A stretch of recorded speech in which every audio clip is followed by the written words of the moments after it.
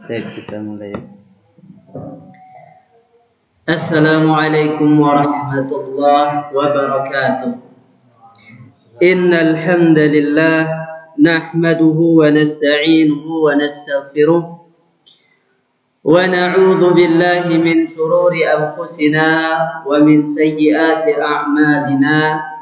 Man yahdihillahu fala mudilla lahu wa man yudlilhu fala hadiya lahu. Ashhadu an la ilaha illallah wahdahu la syarika lah wa ashhadu anna Muhammadan abduhu wa rasuluhu amma ba'd.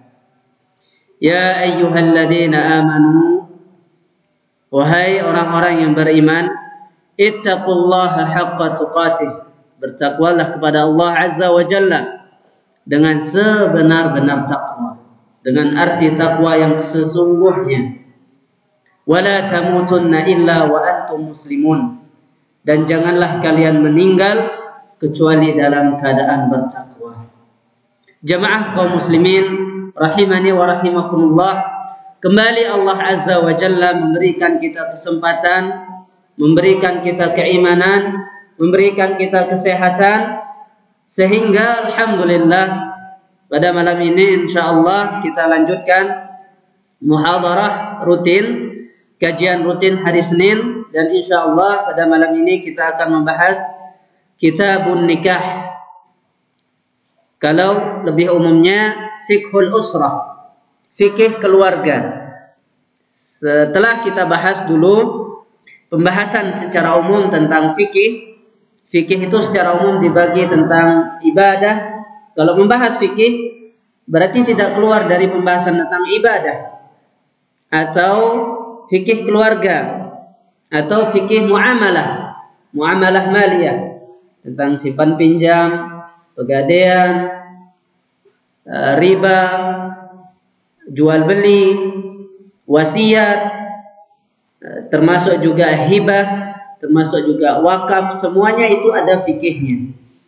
Dan bagian yang keempat itu fikih jinayat dan hudud, yaitu kriminal dan hudud. Itu apa arti hudud? Yaitu balasan-balasan, ya. Contoh hudud adalah kisos misalnya. Hudud artinya haddun, jamak dari had, balasan-balasan kalau kita mengerjakan kriminal. Nah, kalau kita zina, hadnya, hukumannya adalah dirajam misalnya, atau dicambuk untuk orang yang menuduh orang berzina. Termasuk juga minum khamar misalnya, dicambuk. Nah, kitab fikih secara umum tidak akan keluar dari empat hal ini: ibadah, muamalah, termasuk juga di sana nikah. Yang ketiga al-usrah, di sini tentang keluarga. Yang keempat tentang apa? Kriminal. Nah, antara hukum-hukum pidana, hukum-hukum pidana. Dan hukum-hukum pidana ini lebih khusus biasanya kalau di Indonesia, di kampus-kampus biasanya mengambil jurusan ahwal syakhsiyah. Ahwal syakhsiyah ini memang sebenarnya dikhususkan untuk membahas fikih pernikahan. Fikih pernikahan. Nah, oleh sebab itu KUA yang ada di negara kita pada umumnya, kantor urusan agama itu paling hanya berkaitan tentang nikah dan cerai. Nikah adalah persatuan dua insan yang saling mencintai, dan perceraian atau talak adalah perpisahan antara keduanya, bertemu atau berpisah, bersatu atau bercerai. Itulah yang fikih keluarga secara umum. Intinya adalah persatuan dinamakan nikah, sedangkan perceraian dinamakan bab talak. Nah, nanti akan dibahas perceraian itu atau perpisahan antara suami dan istri ternyata bukan karena tolak saja. Ndek tolak doang isi dengan berpisah. Ada namanya li'an, ada namanya zihar, ada namanya faskhun, pernikahannya rusak lalu dipisahkan, li'an, keduanya saling melaknat, zihar, seorang laki-laki mengatakan engkau seperti ibuku, maksudnya engkau haram seperti ibuku, dek kanggo wah gauli, dek kanggo wah barang, tidak bisa kita bersama lagi engkau karena anak sunnah menganggap engkau seperti ibuku, yaitu mahram. Jadi mahram. Baik. Abdullah, antum tidak ketemu kitabnya Abdullah? Matan al-Ghayah. Abdullah sudah dikasih sama Agil ya. Tidak ketemu? Subhanallah. Baik. Abdullah, antum baca ya dari kitab Matan al-Ghayah di kitabnya.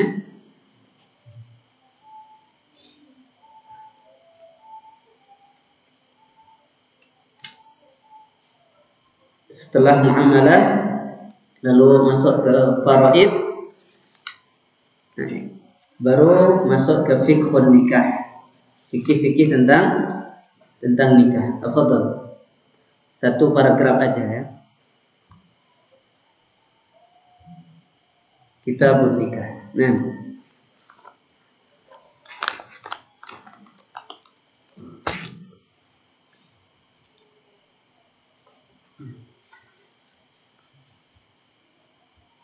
Bismillah, qala al-muallif rahimahullah, kitabun nikah. Nah. Bismillah, qala al-muallif rahimahullah, kitabun nikah, wa ma ta'allaqu bihi an-nikahu mustahabun liman yahtaju ilayhi, la yajuzu lil hurri an yajma'a baina arba'i hara'ira wa lil 'abdi baina ithnatayn wa la yankihu al-hurru amatan illa bi syartayn adamu salaqil hurrati wa khawful anati wa nadharu rajuli. Nah, cukup. Barakallahu fiik. Nah, ini perkataan muallif rahimahullah. Beliau mengatakan kitabun nikah wa ma yata'allaqu bihi minal ahkami wal qadaya. Nah, telah dibaca tadi bagian pertama dari pembahasan di kitab ini. Kitab ini adalah kitab yang sangat ringkas. Beliau menjelaskan langsung hukum nikah. Beliau mengatakan an-nikah mustahabun liman yahtaju ilaihi. Sampai di sini satu pembahasan. Pindah ke pembahasan lain. Wa yajuzu lil hurri an yajma'a baina arba'i hara'ira wa lil 'abdi baina ithnataini. ولا ينكح الحر أمة إلا بشرطين عدم صداق الحرة وخوف العنة. Nah, sampai di sini sudah disebutkan dua pembahasan besar tentang fikih keluarga.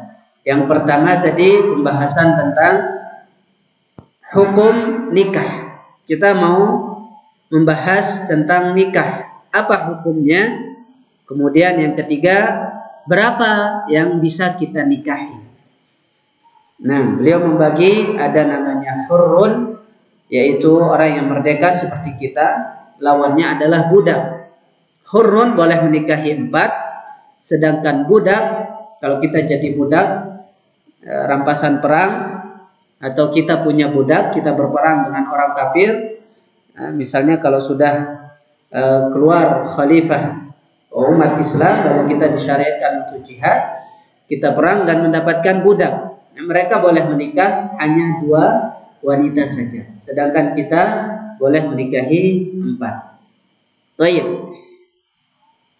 Kita menjelaskan dari yang lebih dasar dulu tentang kitabun nikah, karena kitab ini sangat ringkas sekali dan sedikit pembahasan itu sebenarnya pembahasan yang sangat besar.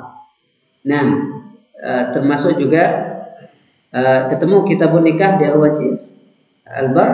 Nah, termasuk juga di kitab-kitab fikih yang kecil yang lain. Biasanya yang pertama dibahas itu adalah ta'rif.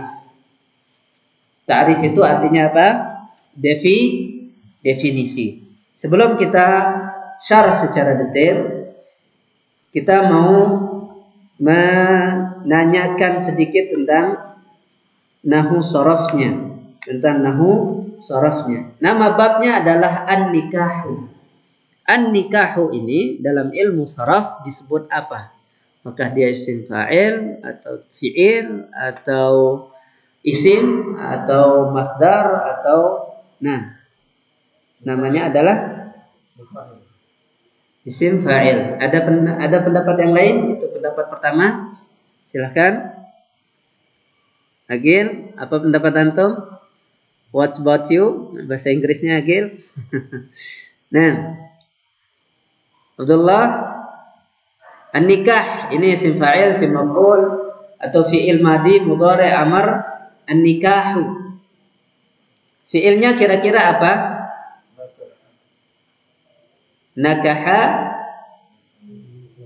yankihu, nikahat. Berarti nikahan ini si fa'il, si maf'ul atau masdar? Masdar. An-nikah ini adalah masdar dari kata nakaha. Nakaha yankihu artinya merari atau menikah. Lamun menikahkan beda, menikah dengan menikahkan. Kalau misalnya Abu Fauzan jadi wali dari anak antum bilang saya menikahimu atau saya menikahkanmu?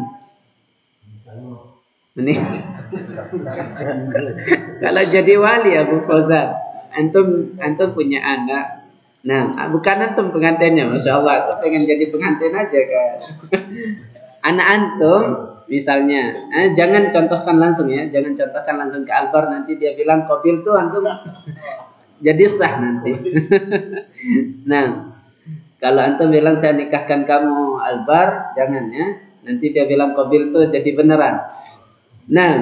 Misalnya kalau antum mau menikahkan putri antum bilang apa? Saya nikahkan putri saya atau saya menikahi putri saya? Saya nikahkan. Kalau menikahi namanya nakaha yankihu, nikah, menikahi. Tapi kalau menikahkan itu apa fiilnya? Ankahayun yunkihu. Ankahayun yunkihu. Angkihni ya abi. Kalau putri antum bahasa Arab bilang angkihni ya abi. Nikahkan saya. Saya sudah ingin nikah. Kalau akhwatnya Agil bilang ingkihni, nikahi saya. Misalnya ada akhwat nawari diri sendiri ke Agil, insyaallah taala. Dia bilang ingkihni. Tapi kalau dia bilang angkihni Agil, bahaya. Antum cuma jadi alat. Nikahkan saya dengan teman antum, antum yang patah hati. Itu beda nakaha dengan apa? Ankaha. Nakaha artinya menikahi, sedangkan ankaha artinya menikahkan. Sebab itu di saat ijab kabul kita bilang zawwajtu ibnati.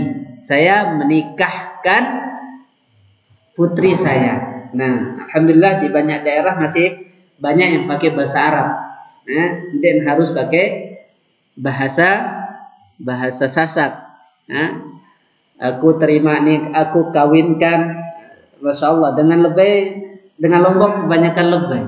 Merari kanca, nikahkan aja dipermasalahkan. Padahal sama aja artinya.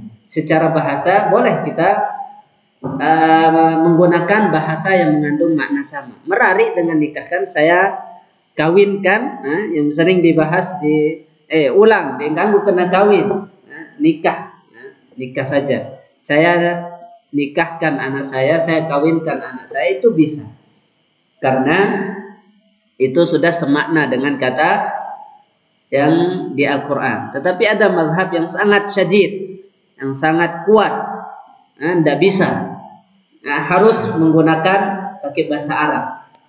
Harus lafaz yang disebutkan di Al-Quran. Harus antum bilang ankahtu ibnati atau zawwajtu ibnati. Nanti dibahas di syarat-syarat pernikahan.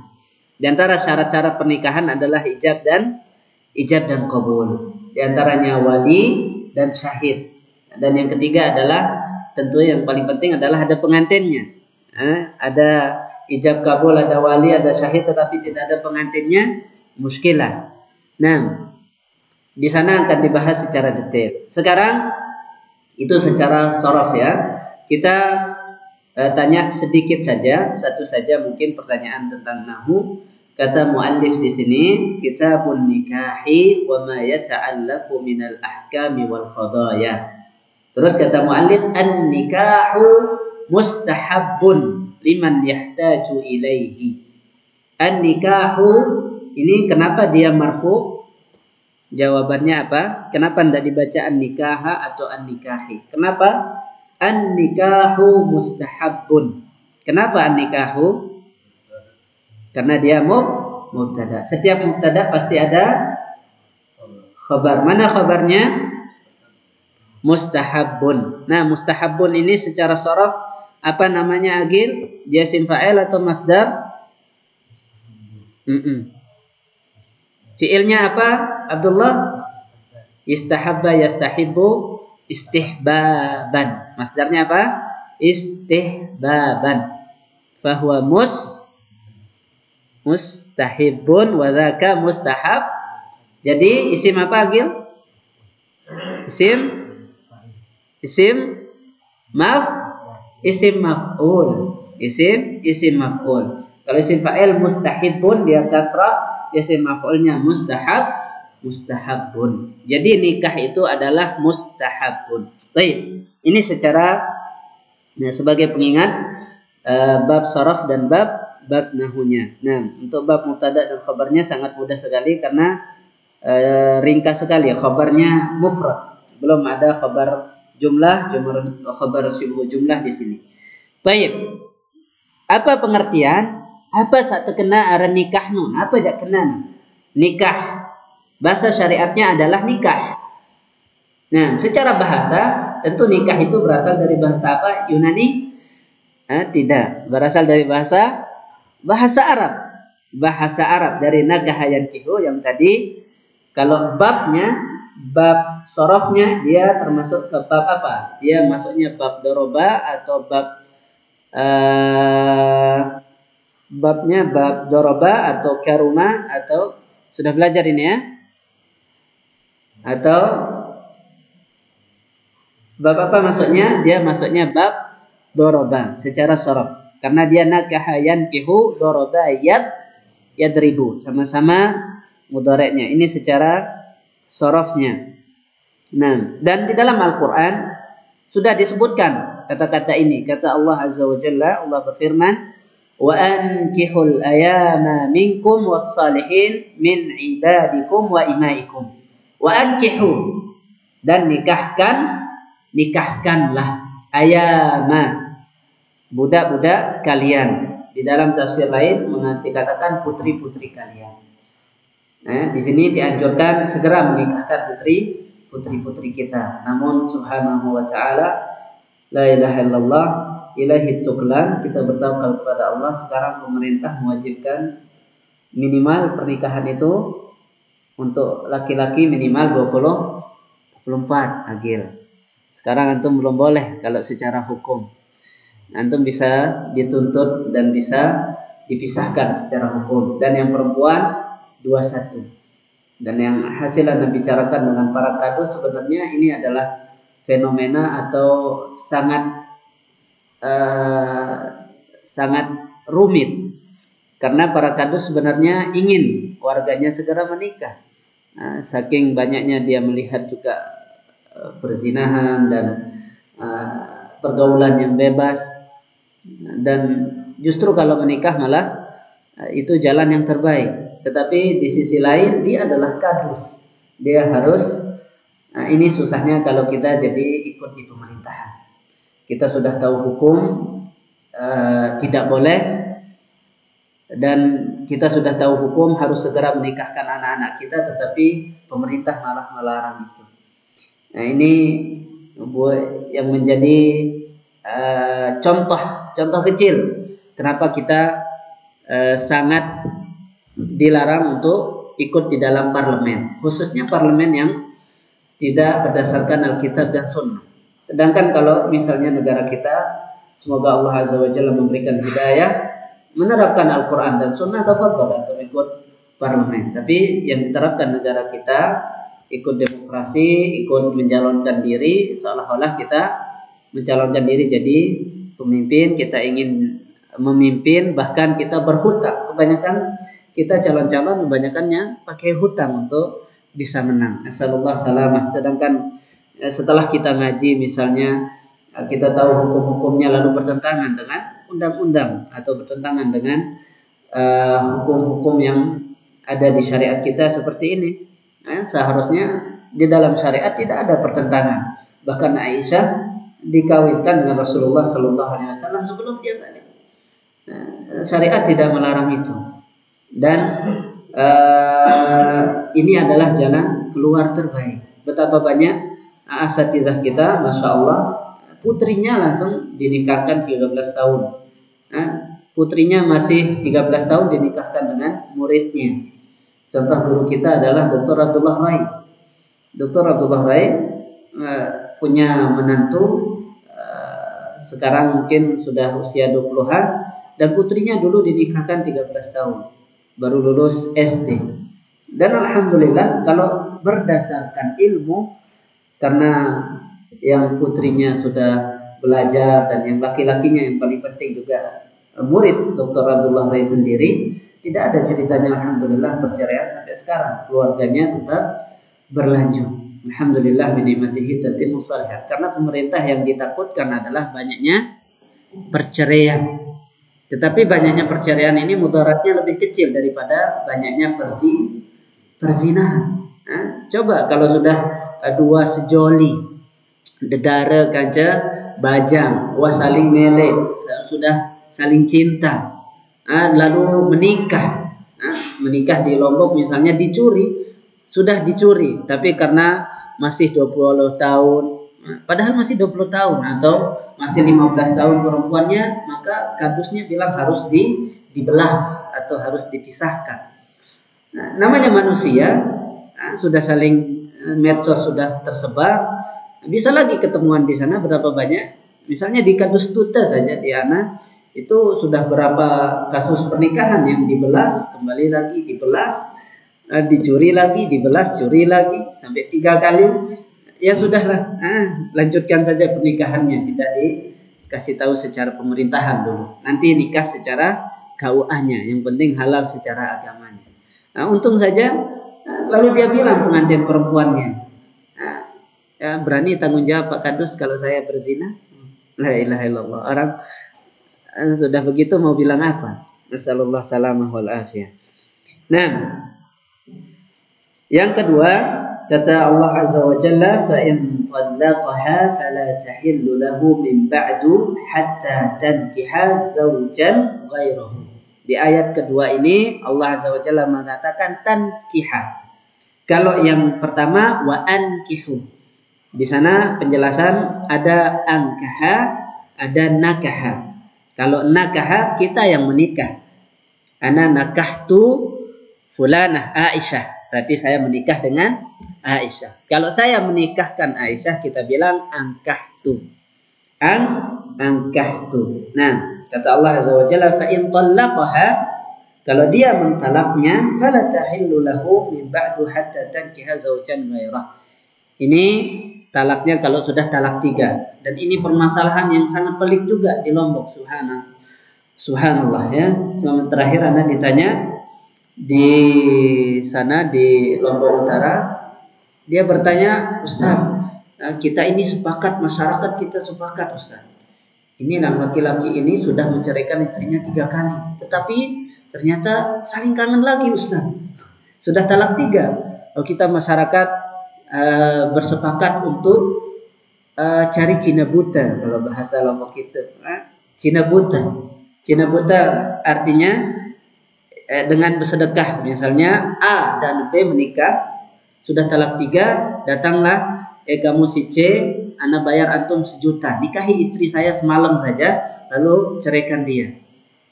Ini namanya Cina buta. Menikah dengan orang lain dulu, baru kembali lagi halal dengan suami pertama. Kata Ibnu Taimiyah, rahimahullah nikahuha batilun batilun batilun 3 kali. Nah, karena ini adalah larangan langsung dari Rasulullah sallallahu alaihi wasallam, la'anallahu al-muhillu wal mustahillu. Allah melaknat orang yang muhil, membayar, kebayang ya Abdullah, nikahi istri saya semalam saja atau sedetik saja, semenit, supaya dia nikah lagi, bisa nikah lagi sama anak. Yang membayar ini dilaknat, dan juga yang dibayar, dan juga yang dibayar. Ataupun Abdullah bin bersedekah misal, cerita nagil misal, Abdullah kamu dicoba sini nak bagukah kamu berari nane demi nusa ketelun. Dalam angan terus, aku sedekah jok nagil sedia merari kaca si C misalnya, si fulanah adik satu merari nane tentu. Nah, ini juga gak sah nikah. Kalau agil nikah lagi, nikahnya adalah perzinahan, apa nikah itu secara istilah? Secara istilah itu baru secara bahasa ya. Secara istilah artinya adalah di antara yang disebutkan di dalam kitab Syarah Matan Al-Ghayah Kifayatul Ahya, beliau setelah menjelaskan beberapa pengertian secara bahasa, banyak sekali disebutkan dari pemilik kamus, misalnya Al-Azhari, terus Al-Farisi, bahwa nikah itu artinya adalah al-wata secara bahasa, yaitu artinya al-wata artinya ember yang masuk ke sumur. Itu barangnya, itu namanya pernikahan, bukan hanya sekedar akad saja. Dan di dalam lafaz lain, nikah itu artinya adalah sebuah akad. Adalah sebuah akad. Nah,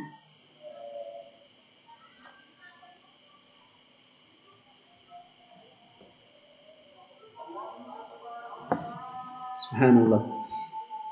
Kata sahibul fiqh muyassar, ta'addad alfaz fuqaha al-madahib fi ta'rif an-nikah wa hiya kulluha tadur hawla ma'na al-'aqd alladhi yahillu al-istimtha' bil untha bi syurut syar'iyyah.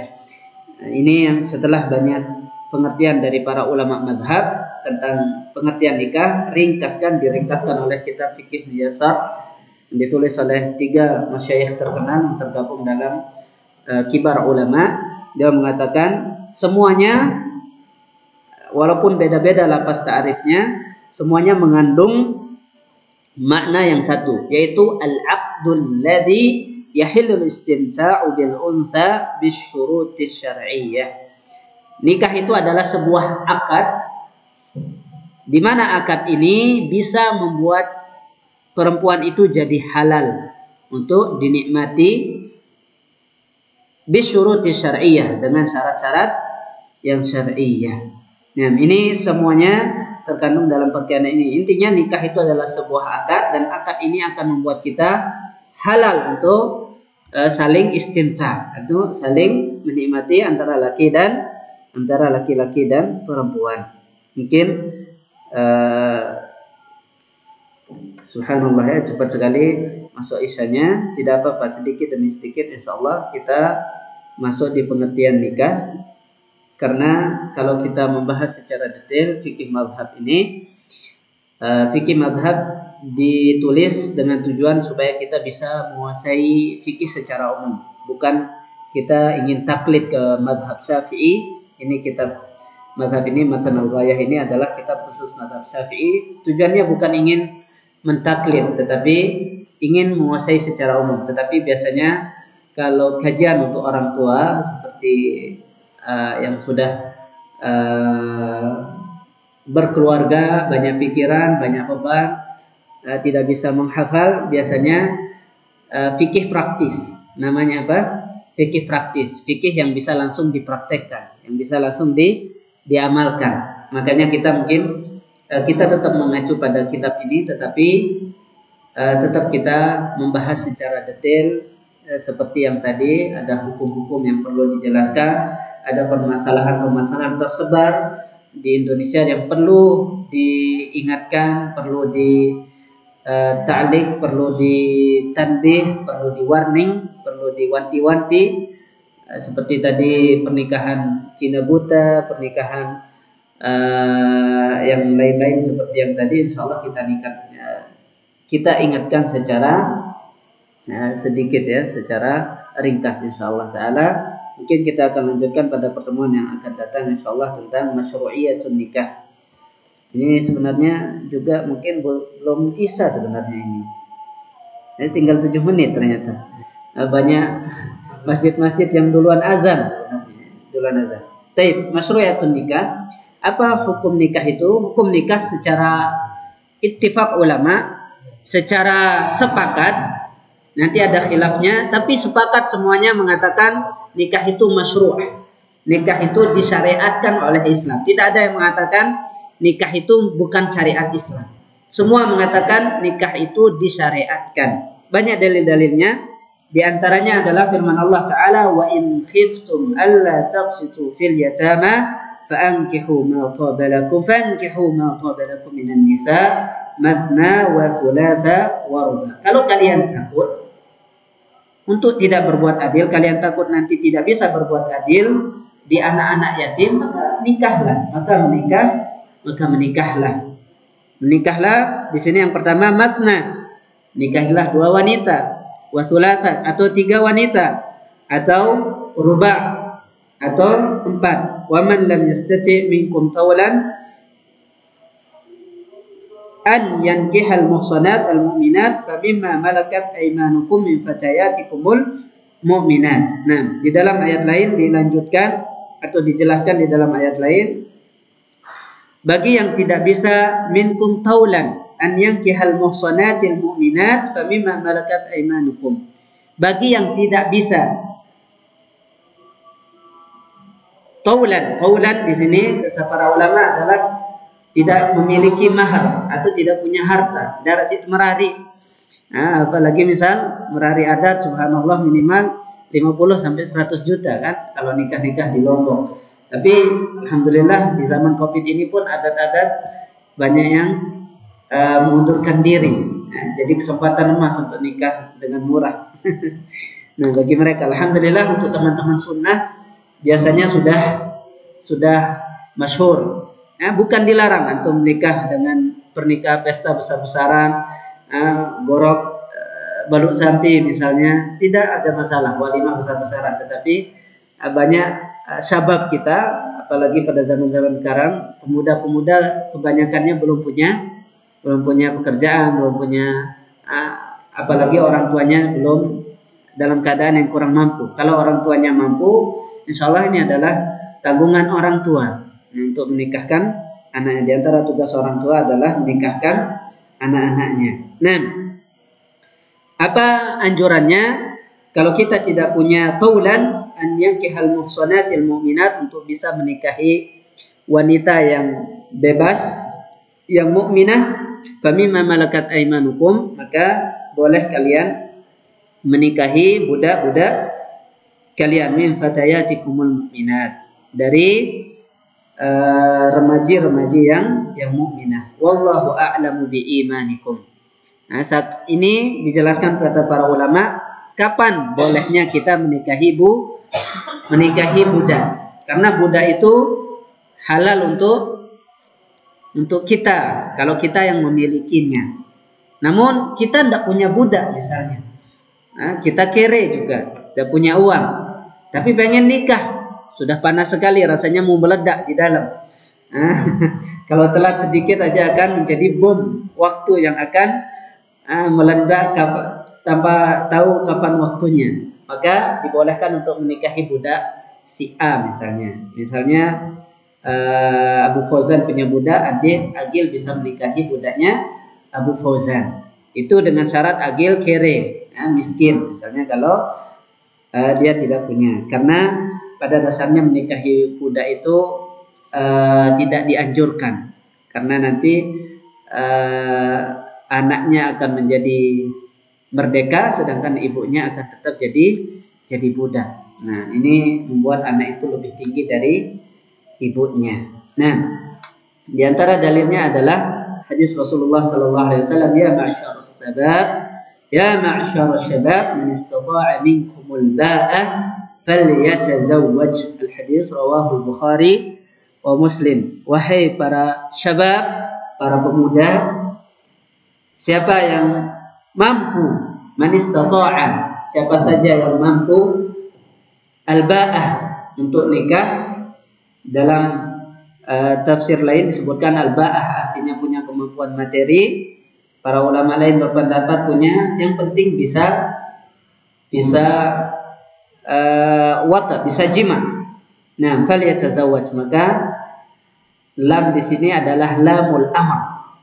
Jadi seolah-olah mengatakan walaupun dia bilang falyatazawwaj, yatazawwaju ini fi'il mudhari', karena ada lamul amr sebelum fi'il mudhari', maka artinya adalah amr, maka segeralah menikah. Jadi pemuda yang punya kemampuan untuk menikah, maka segeralah menikah. Untuk menikah. Ini kemampuan secara fisik, yaitu secara bisa menafkahi wanita itu secara lahir dan batin, bukan hanya secara batin saja, tetapi secara lahir dia tidak punya pekerjaan. Oleh sebab itu di sini juga dibahas para ulama, apakah boleh seorang orang tua itu menolak si pelamar gara-gara dia tidak punya apa-apa, gara-gara dia miskin, boleh nggak orang tua untuk tidak menerima lamarannya? Atau ini disebut sebagai matre, dicela di dalam Islam? Nah, kata para ulama, tidak harus orang tua itu menerima lamaran orang. Nah, orang tua juga berhak untuk melihat siapa yang akan dinikahi oleh anaknya. Nah, di antara pembahasan yang penting juga adalah hikmahnya. Kenapa sih disuruh untuk menikah? Di antara hikmah terbesar, kita sudah bahas ta'rif, definisi secara bahasa dan istilah. Yang kedua, dalil-dalil tentang masyru'iyah, tentang disyariatkannya pernikahan ini. Yang ketiga adalah tentang hikmah. Kenapa? Untuk tidak tersembunyi. Hikmah pernikahan, hikmah terbesarnya adalah untuk hifdzun nafs. Kalau kita tidak menikah, akan terkhusus generasi umat ini.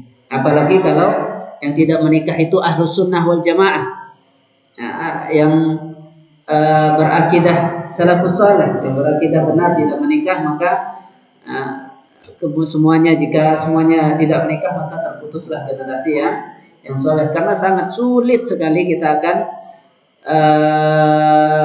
berdakwah kepada orang lain. Lebih mudah kita berdakwah kepada anak-anak kita. Kalau sudah anak kita biasanya nurut dari kecil, sudah menjalani fitrahnya. Kalau kita menikah, maka kita akan menjaga an-nasl, yaitu generasi umat ini. Nah, dan juga diantara hikmahnya adalah supaya kita menyalurkan syahwat yang diberikan oleh Allah Azza wa Jalla. Sudah menjadi fitrah kita ingin menikah. Kalau ada laki-laki cinta sama wanita, maka itulah laki-laki sebenarnya. Namun kalau ada laki-laki tidak punya cinta, tidak punya rasa al-mail, namanya kecondongan kepada wanita, maka perlu dia periksa ke spesialis. Ada apa dengan dia?